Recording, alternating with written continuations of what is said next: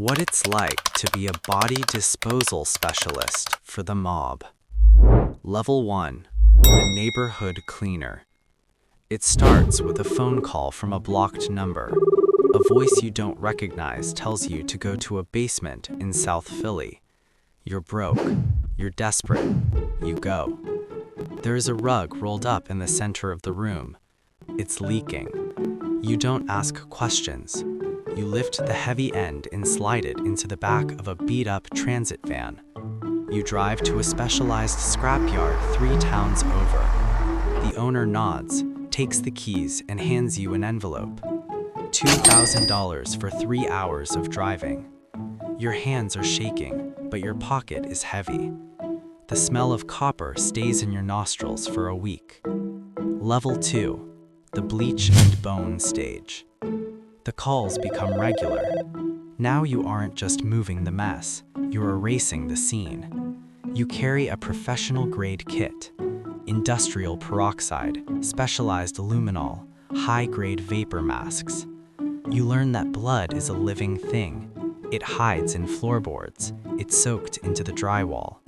You spend 6 hours on your knees with a toothbrush, scrubbing the history of a man's final mistake.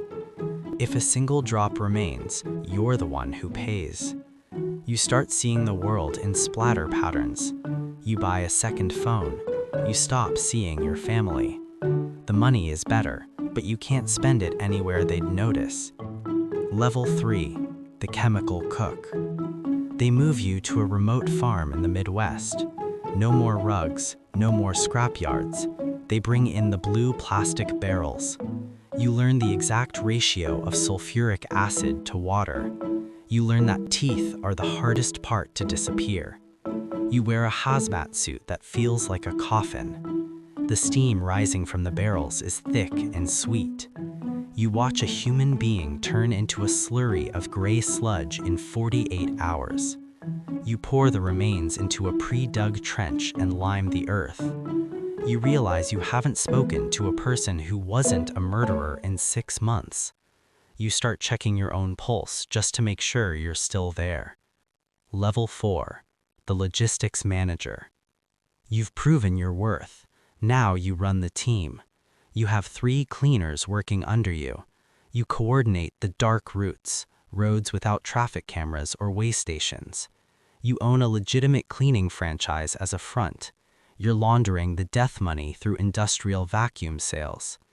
The stakes have shifted. If a junior cleaner misses a spot, the boss calls you. You're responsible for their mistakes. You find yourself staring at your own employees, wondering which one is a federal informant. The paranoia starts to itch under your skin. Level 5. The high-profile request. The call comes at 3 a.m. It's a senator's hotel suite. This isn't a basement, it's a 5-star penthouse. The victim isn't a gangster, it's a girl who knew too much. The pressure is suffocating. The hotel is crawling with security, but you have the service elevator keys. You have 20 minutes before the shift change. You work in total silence. You see the fear in the senator's eyes. You realize you have more power than him in this moment. You realize that's why they'll eventually have to kill you. You take the girl's necklace as a life insurance policy. It's the first mistake you've ever made. Level 6. The shadow architect. You don't do the work anymore. You design the permanent solutions. You've bought a crematorium through a shell company. You've bribed the local coroner. You are the most important man in the city's underworld. Without you, the empire falls to forensic science. You sit at the table with the capos. You see the way they look at you, like a vulture, necessary but disgusting. You have $10 million in a Panamanian account. You have a go bag under your floorboards. You haven't slept more than 3 hours a night in a year. Every car following you is a hit team. Every siren is a raid.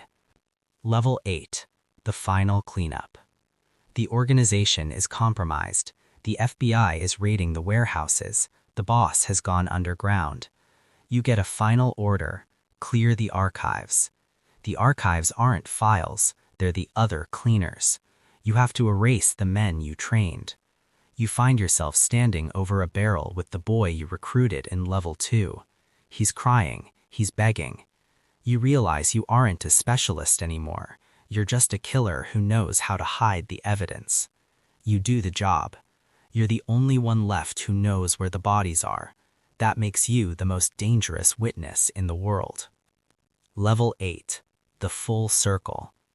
You're in a safe house in a country with no extradition. The sun is hot, the water is blue. You should be happy, but you see a van parked across the street, a white transit van. You see 2 men get out with heavy black bags. They're not police, they're not feds. They're wearing the same brand of vapor masks you used to buy in bulk. You look at the floorboards of your beautiful villa. You think about how long it will take them to scrub your blood out of the wood. You realize you taught them too well. The door kicks open. The last thing you smell is bleach.